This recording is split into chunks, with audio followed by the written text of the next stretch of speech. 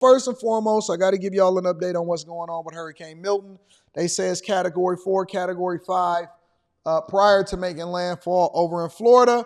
Are y'all praying for y'all people? Because I got people down in Florida. The majority of my family is actually over in Tampa. As weird as that sounds, the majority of my family is over in Tampa, but we'll talk about it in a minute. This is what's going on currently with Hurricane Milton that's projected to be worse than Helene. Mandatory evacuations right now, they are underway. People in Tampa, what's up, Rihanna? OG nearby, Rihanna. They are being told to get out now before it's too late. Our live team coverage heads to Tampa right now. Hey, our Terry Hornstein is live there. And look, Terry, this is really a 1-2 punch for these communities. Those huge piles of debris, we could see it right there behind you from Helene. That was just weeks ago. And that's going to create a real big problem here as Milton comes ashore. Yeah, Austin and Betty, so many people waking up anxious this morning because of these piles of debris. Take a look at this one here. It's almost as tall as I am, and there are so many that look like this. And if you look and try to pick these pieces up, they're so light, can very easily be tossed around. And this is one of the main concerns for so many here, where all of this will go as this next storm hits. If they have called for your evacuation order, I beg you, I implore you to evacuate. Heavy highway traffic Monday showed that many Floridians are heeding those warnings, with deadly storm surge as high as 15 feet forecast for some areas. Those planning to ride out the storm lined up for hours to fill sandbags. With the last storm, we got flooded, so it's all about prepping this time. Here's my question. Here's my question for y'all. Again, what is the purpose of the sandbags? All right, that's what I'm trying to understand. Because I'm using sandbags. We use sandbags when we're building this house that we got going on. And the sandbags help to prevent the runoff just in case it rains, because we've graded, we've basically leveled off and graded everything that's going over into the street, right?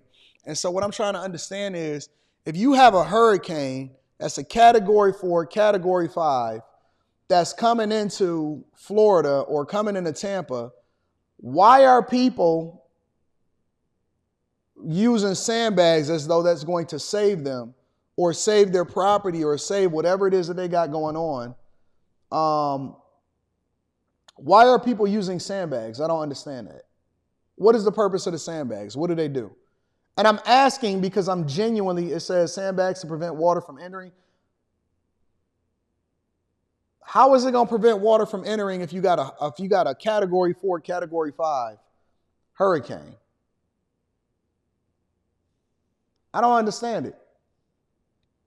And I'm genuinely asking because I'm curious and I don't know. So are you telling me that these little sandbags that's lined up down the street is going to prevent projectiles and water from overwhelmingly coming inside of your crib? To divert water, but if everything is destroyed, it's a waste of money?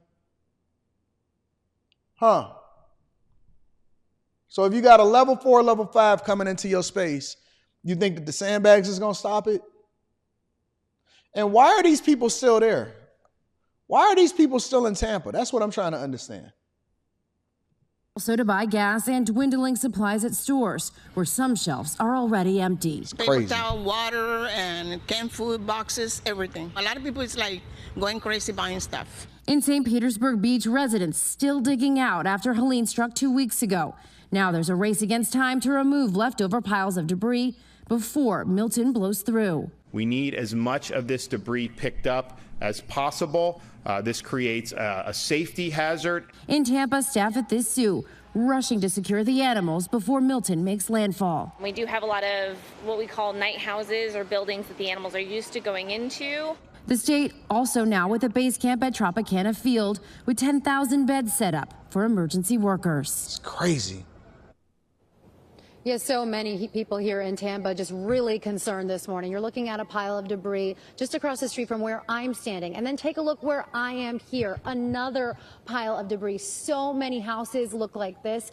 A lot of their lives items just strewn about out here. I mean, we're talking about couches, we're talking about stools, even car seats like this one just on the street this morning. So many people lost everything in Hurricane Helene. Their homes gutted this morning.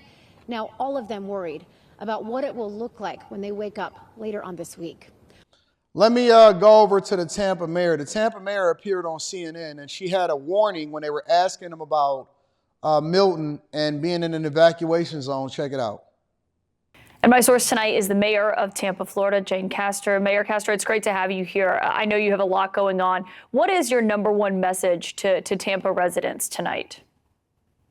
The number one message, as it has been for several days now, is that you need to prepare, do whatever you need to do, and then get out of the evacuation zones, which now are evacuation zone A and B. Isn't that bad, Astrid? And as we all have heard so many times now, you hide from the wind and run from the water. And we are talking about right now the possibility of a direct hit with 10 to 12 foot tidal surge. Put that in perspective, Hurricane Helene, which... Does that say 15 feet, 10 to 15 feet, 5 to 10 feet?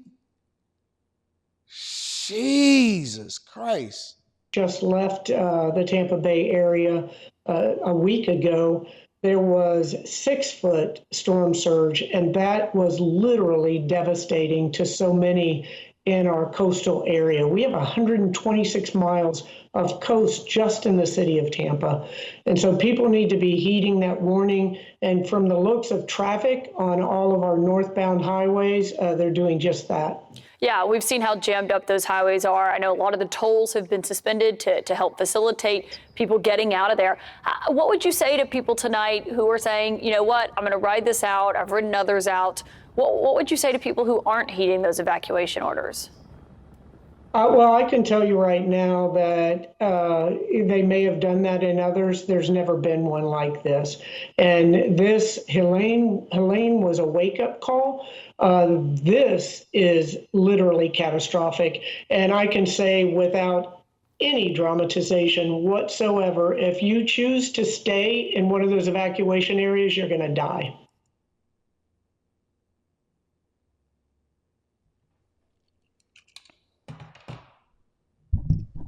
It don't get no more direct than that. It gets no more direct than that. She said what she said. She said, listen, if you choosing to stay and ride this out, because this is going to be worse than Helene, if you choose to stay and ride this out in one of those evacuation areas, you're going to die. I don't know if this woman is Democrat or Republican. I don't really even think it matters. I think that the preservation of human life is the priority. There's no way that I'm putting my life on the line. She said, listen, if you are in one of those evacuation areas, I don't know if you listening to this. If you're not listening to this, I got a lot of family that I can't convince to save my life. Listen, bro, I have a lot of family that is in the Tampa Bay area. The majority of my family is in the Tampa Bay area. I don't know. And I'm not one to ever put my business online like that to this extent. You know, I talk in general or whatever. But I've been trying to convince the majority of my family, hey, man, y'all need to get out of Dodge. We got a lot of houses up here in Michigan. We got a lot of rooms or whatever. And they said, listen, we just going to put the shutters up. They said, we just going to put the shutters up. She said, listen, let me play it again, because this is the Tampa Bay mayor that's saying if you are in one of the evacuation areas, you need to get out of Dodge. Listen to what she says. Catastrophic. And I can say without any dramatization whatsoever, if you choose to stay in one of those evacuation areas, you're going to die.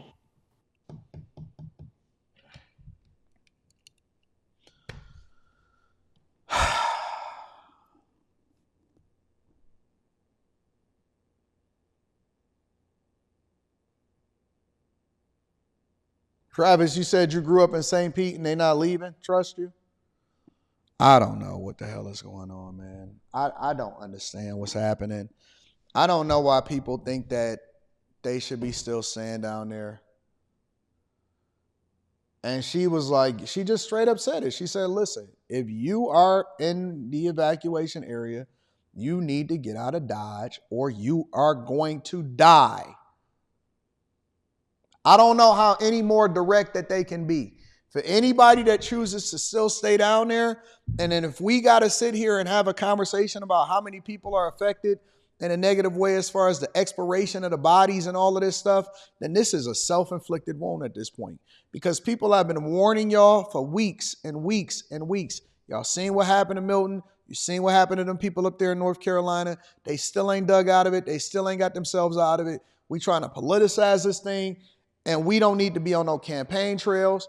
Kamala Harris, Joe Biden, they don't need to be talking about nothing that got to do with no Ukraine. They need to be pausing everything that's outside of what's going on in the United States of America. Then every single resource, I'm talking about the Navy, the National Guard, whoever it is that they can find, they don't need permission. All they need to do is to be in position and to be getting them people the heck up out of there. That should be the primary concern, not 60 Minutes. We're going to go over that today. Not nothing that's going on over in New York. We don't care about what's happening with Diddy. We don't care about Eric Adams. Right now, the only thing that our federal government need to be focused on is making sure that they're in a position to help these people as soon as this hurricane hit. They should be on the ground, and that would be true leadership. That would be what true leadership looked like. Wow. I mean, that is an incredibly blunt message. And I know you have a lot of experience dealing with these storms. You don't say something like that lightly, Mayor. I've never said that. And 10 to 12 foot surge.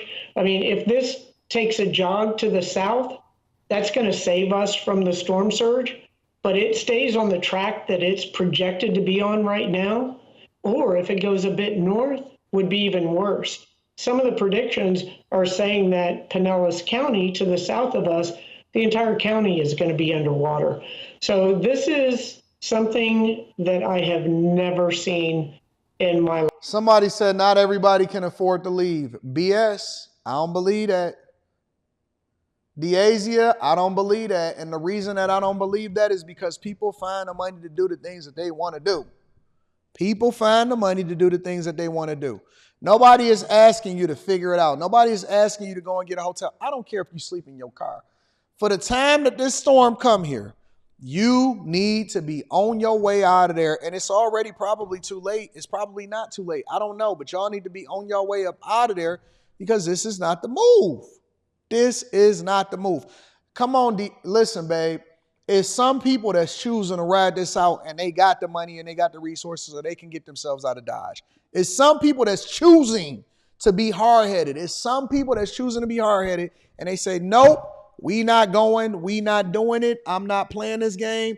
It's some people, it's a lot of people that's choosing to play the game. They playing Russian roulette with their lives and their kids' lives. That's just the facts. Some people saying, I don't care. I've been here my whole life. I ain't going nowhere. And then they're going to be like, oh, somebody come save me. That's all right. I'm going to keep following it. I'm going to watch it. And I can tell you that anyone who was born and raised in the Tampa Bay area has never seen anything like this before. People need to get out. And your message is just, this isn't survivable.